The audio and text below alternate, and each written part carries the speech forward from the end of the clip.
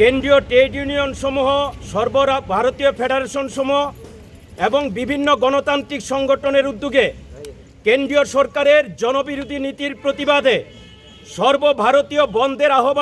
সর্বভারতীয় ধর্মঘটের আহ্বান করা হয়েছে আগামী 20 মে। এই 20 মে সর্বভারতীয় ধর্মঘটকে সামনে রেখে গোটা দেশ জুড়ে প্রস্তুতি চলছিল। আজকে 20 এপ্রিল আমাদের একটা গড়ুয়া হলসভা হচ্ছিল।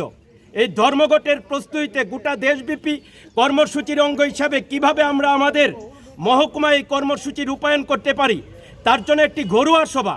এই ঘরোয়া সভা আসার সময় আমাদের বামপন্থী নেতা, 70 বছরের উপরের প্রবীণ নেতা, প্রেসমেকার লাগানো রমণী দাস সহ 7 জনকে তারা বিজেপি দুর্বৃত্তরা আক্রমণ করে এবং এই হলসভায় যেন উপস্থিত হতে না পারে তার জন্য অনেককে হুমকি দিয়ে ভয় দেখে তাড়িয়ে দেওয়া হয়।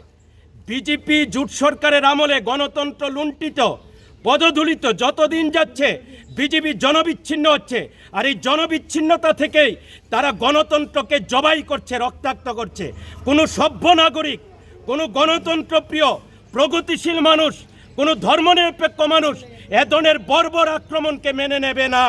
তাই যতদিন যাচ্ছে বিজেপির জনবিচ্ছিন্নতা বাড়ছে, আর এই জনবিচ্ছিন্নতা থেকেই বিজেপি শেষ হয়ে যাবে গোটা দেশে। তাই গত লোকসভা নির্বাচনে 303 আসন থেকে 240-এ থামিয়ে দিয়েছিল।